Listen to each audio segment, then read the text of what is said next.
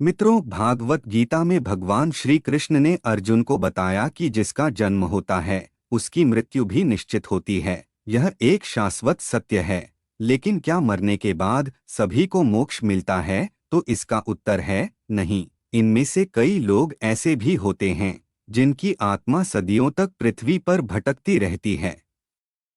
इसको लेकर हमारे मन में विचार आता है कि आखिर ऐसा क्यों होता है। तो मित्रों, इसका कारण है कि उनकी अकाल मृत्यु हो जाती है। फिर आपके मन में यह सवाल आया होगा कि आखिर अकाल मृत्यु क्यों होती है और किस प्रकार की मृत्यु अकाल मृत्यु की श्रेणी में आती है। नमस्कार मित्रों, आपका धर्मानुसार चैनल पर स्वागत है। गरुड़ पुराण के अनुसार प्रत्येक व्यक्ति के जीवन के 7 चक्र निश्चित होते हैं। इस चक्र को पूरा कर जिस व्यक्ति की मृत्यु होती है वह मोक्ष को प्राप्त करता है, और जो इस चक्र को पूरा नहीं करता है वह अकाल मृत्यु को प्राप्त होता है। मित्रों, अकाल मृत्यु वह स्थिति है जब शरीर नष्ट हो जाता है लेकिन आत्मा संसार में ही बनी रह जाती है। ऐसे लोगों की जीवात्मा को कई तरह के कष्ट भोगने पड़ते हैं।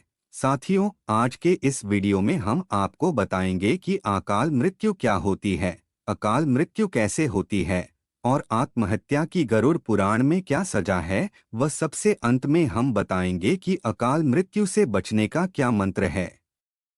अकाल मृत्यु से मिलने वाले दंड से पहले यह जानना जरूरी है कि गरुड़ पुराण में किस मृत्यु को अकाल मृत्यु की श्रेणी में रखा गया है। गरुड़ पुराण के सिंहावलोकन अध्याय में बताया गया है कि अगर किसी की मृत्यु भूख से पीड़ित होकर हिंसक प्राणी द्वारा मारे जाने पर, फांसी लगाकर, जहर पीकर, आग से जलने, जल में डूबने, सांप के काटने, किसी दुर्घटना के कारण या फिर आत्महत्या करने से होती है तो वह अकाल मृत्यु को प्राप्त हो जाता है।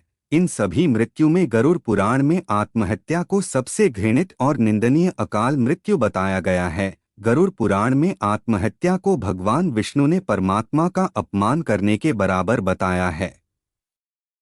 अब हम जानेंगे कि अकाल मृत्यु कैसे होती है। मित्रों, कुछ लोग स्वयं आत्महत्या कर अकाल मृत्यु को प्राप्त होते हैं तो वहीं कुछ दुर्घटना आदि का शिकार हो जाते हैं। इसे लेकर प्राचीन वेद पुराणों में बताया गया है कि व्यक्ति 100 वर्ष तक जीवित रह सकता है, लेकिन जो लोग निंदित कर्म करते हैं वे शीघ्र ही विनष्ट हो जाते हैं और उनकी मति फिर जाती है, जिससे वह कोई विनाशकारी कदम उठा लेते हैं।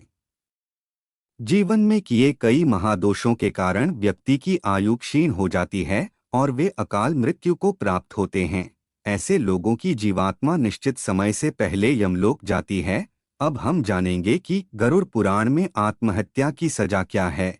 ऐसे लोग जिनकी मृत्यु प्राकृतिक रूप से होती है उनकी आत्मा 3, 10, 13 या 40 दिनों के भीतर दूसरा शरीर धारण कर लेती है, लेकिन आत्महत्या का अपराध करने वालों की आत्मा तब तक भटकती रहती है जब तक उसकी मुक्ति का समय काल ईश्वर द्वारा निर्धारित नहीं किया जाता है। ऐसी जीवात्मा को नहीं स्वर्ग मिलता है और न ही नरक। उनकी आत्मा लोक परलोक के बीच भटकती रहती है। इसलिए व्यक्ति को अपने जीवन में पाप कर्म से बचना चाहिए। मित्रों, यदि आप महामृत्युंजय मंत्र का जाप करते हैं और ईश्वर की भक्ति करते हुए ईमानदारी से अपना जीवन व्यतीत करते हैं तो आप अकाल मृत्यु से बच जाते हैं। भगवान विष्णु बताते हैं कि मृत व्यक्ति के परिजनों को नदी या तालाब में तर्पण करना चाहिए। साथ ही मृत आत्मा की इच्छा की पूर्ति के लिए पिंडदान और दान पुण्य जैसे सत्कर्म करने चाहिए ताकि उनकी आत्मा को जल्द ही मुक्ति मिल सके। यह सत्कर्म कम से कम 3 से 4 वर्षों तक करना चाहिए, तब जाकर कहीं अकाल मृत्यु प्राप्त आत्मा को मुक्ति मिल पाती है और उनके नए जीवन की शुरुआत होती है। आपको यह जानकारी कैसी लगी हमें ज़रूर बताइएगा। धन्यवाद।